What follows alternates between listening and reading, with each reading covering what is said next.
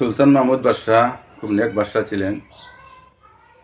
ওনার কাছে রিয়াদ থেকে ইয়াজ নামে একজন মানুষ ওনার কাছে আসলো, এসে বলল, আপনি আমাকে একটা কর্ম দেন, আর এর বদলে আমাকে দুবেলা খানা দিবেন, আর একটি রুম দিবেন, পার্সোনাল একটা রুম দিবেন। আর কিছুই আমি চাই না, শুধু একটি রুম চাই, দুবেলা খানা চাই, আর আপনি আমাকে কর্ম দেন। বাদশাহ তাকে কর্ম দিলেন, একটি পার্সোনাল রুম দিলেন। এটা স্বাভাবিক ব্যাপার। রুম দিলেন আর তো কর্ম করতেছিলেন।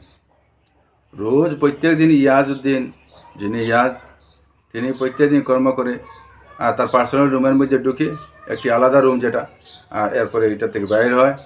প্রত্যেক দিন সকাল বিকাল ঢুকে, সকাল বিকাল বাইর হয়, লক করে যায়। এইভাবে কেউ ঢুকতে পারবে না, কারণ পার্সোনাল রুম। তখন বাকি যারা ছিল, এরা বাদশার উজিরটাকে লইয়া বাকি যত কর্মচারী ছিল, প্রত্যেকের হিংসা লাগলো। সে কী জন্য এটার মধ্যে ঢুকে, কী জন্য বাইর হয়, রোজ প্রত্যেক দিন ঢুকে কেন, তার মধ্যে পার্সোনাল কেন রুম তাকে দেওয়া হলো।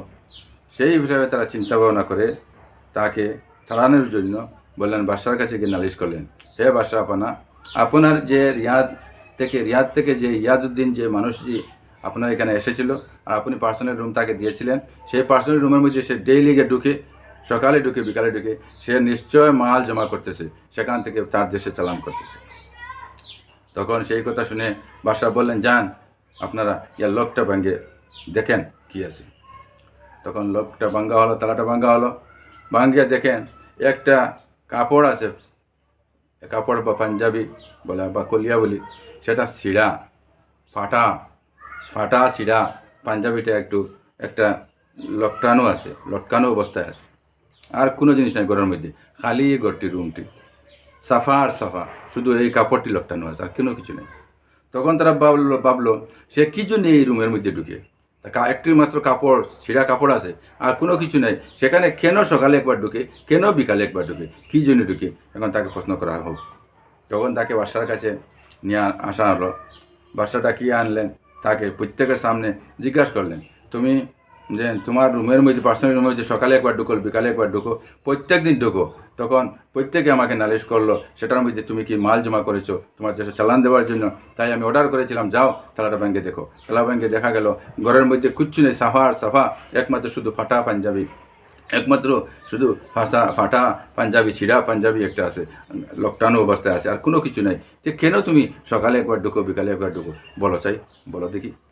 তখন রিয়াদ বললেন, হ্যাঁ জাহাপনা, আমি যেই সময় আপনার কাছে এসেছিলাম, তখন আমার সেই পাঞ্জাবিটা আমার গায়ের মধ্যে ছিল। আসার পরে আপনি যখন আমাকে কাপড় দিলেন, তখন সেই পাঞ্জাবিটা আমি সেই ঘরের মধ্যে লটকে রেখেছি।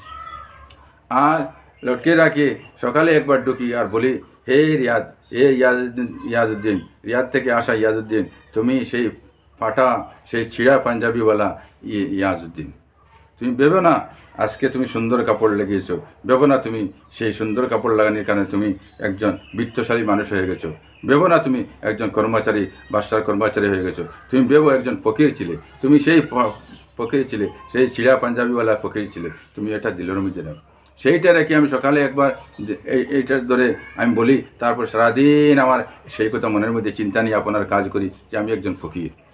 বিকালে আবার ঢুকি, আবার সেইটা নিয়ে চিন্তা করি, আর বলি সারা রাত আমি এই চিন্তায় থাকি যে আমি একজন ফকির। আজকে বাসায় আমার খাওয়ার ব্যবস্থা দিতেছে, কাপড় দিতেছে, ঘুমের ব্যবস্থা দিতেছে, হ্যাঁ, কর্মসংস্থান করতে দিতেছে, কিন্তু আমি আসলে তো ফকির ছিলাম, আমি একজন ফকির মানুষ, আমার কিছুই নাই। সেই কথা আমি ভাবি চলি। তখন বাদশার আর পিয়ারাও বান্ধা হয়ে গেল। এই রিয়াদ থেকে আসা ইয়াজউদ্দিন বাদশার পিয়ারা বান্ধা হয়ে গেল, বাকি সব লজ্জিত হয়ে গেল। তখন বাদশাহ বললেন, আজ থেকে তোমার কোনো কর্ম করার প্রয়োজন নেই, আমার সাথেই তুমি থাকবা। তখন বাদশার সাথেই থাকার জন্য এখন উজির যারা মন্ত্রীমণ্ডল ছিল, প্রত্যেকে এখন তো আরও বেশি হিংসায় জ্বলিয়ে উঠিল যে একজন সাধারণ মানুষ সে বাদশার সাথে থাকবে। আমরাও বাদশার সাথে থাকতে পারি না, বাদশার অর্ডারে চলাফেরা করি, উনি কিন্তু বাদশার সাথে পিয়ে হিসাবে থাকে। আরও কিছুদিন যাওয়ার পর তখন আরও চিন্তাধারা করিয়া প্রত্যেকে যেত তার বিরুদ্ধে খালি নালিশ দিতে থাকে, হিংসা বিদ্বেষের নালিশ দিতে থাকে। তখন বাদশাহ একদিন চিন্তা করলেন যে কী করবেন, উনি একটি পরীক্ষা করলেন। পরীক্ষাটি কি?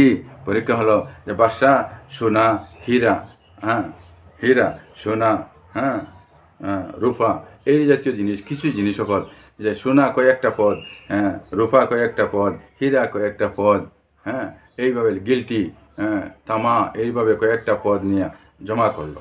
জমা করে সামনে রাখলো, বাদশার সামনে রাখলো, আর বলল, তোমরা প্রত্যেকে প্রত্যেকে তোমরা 2টি বস্তু উঠাইতে পারবা, 3টাও উঠাইতে পারবা না, শুধু 2টি বস্তু উঠাইতে পারবা।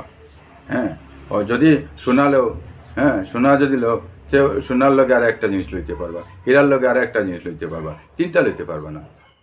সোনা লইতে 2টা লইতে পারবা না, সোনার লগে আরেকটি লইতে পারবা, হীরার লগে আরেকটি লইতে পারবা, রূপা লইলে রূপার লগে আরেকটি লইতে পারবা, গিলটি লইলে গিলটার লগে আরেকটি লইতে পারবা, কিন্তু 3টা লইতে পারবা না। তখন প্রত্যেক যখন চিন্তা ভাবনা করলো, সবচেয়ে দামি জিনিস হলো হীরা, যে হীরা যদি আমি একটা লই আর রূপা সোনা একটা লই, তা তো দামি জিনিসটা আমি লই নিলাম। সেই হিসাবে মন্ত্রিমণ্ডল, সেনাপতি, যত কর্মচারী প্রত্যেককে ডাক দিল, সামনে জমা করে বাদশাহ বসলো চেয়ারের মধ্যে, সামনে বললো, প্রত্যেকে তোমরা 2টা করে উঠাইতে পারবা, 3টা উঠাইতে পারবা না। কারণ প্রত্যেকে যে মূল্যবান জিনিস উঠাইবার জন্য প্রত্যেকের চেষ্টার মধ্যে হয়ে গেল, একটা লড়াই শুরু করলো, কীভাবে যে সে যে মূল্যবান বস্তু উঠাইতে পারে। হ্যাঁ, এইরকম এমনকি প্রধানমন্ত্রী পর্যন্ত সেই সেই উঠাইবার জন্য চেষ্টা করতেছিল, কীরকম যে মূল্যবান জিনিস উঠাইতে পারে। প্রত্যেকে ঝাঁপিয়ে পড়লো, ঝাঁপিয়ে পড়লো। কিন্তু রিয়াদ থেকে আসা ইয়াজউদ্দিন বাদশার পিছনে দাঁড়াইয়া, হ্যাঁ, হাতের মধ্যে হাত দিয়ে দাঁড়াইয়া সেই অবস্থা দেখতেছিল। হঠাৎ বাদশাহ বললেন, হে রিয়াদ থেকে ইয়াজউদ্দিন, প্রত্যেকে, এমনকি আমার সেনাপতি, আমার প্রধানমন্ত্রী, আমার যত মন্ত্রিমণ্ডল, আমার যত কর্মচারী, প্রত্যেকেই চাইতেছে যে মূল্যবান বস্তু কীভাবে 2টি করে উঠাইতে পারে, লড়াই করতেছে উঠাইবার জন্য। আর তুমি যে আমার পিছনে দাঁড়াইয়াছ, তোমার কি প্রয়োজন নাই? তখন রিয়াদ থেকে আসা ইয়াজউদ্দিন বলল, জি না, আমার কোনো প্রয়োজন নাই, আমি তো শুধু আপনাকেই চাই, আমি এই মালগুলো আমি চাই না, আমি শুধু আপনাকেই চাই। সেই কথা বলার সাথে সাথে বাদশাহ আরও খুশি হয়ে গেল, যে সে শুধু আমাকেই মহব্বত করে, শুধু আমাকেই ভালোবাসে, সে শুধু আমাকেই চায়, সে কিছুই চায় না। তখন আরও মায়ার মাহবুব পেয়ারা বান্দা হয়ে গেল।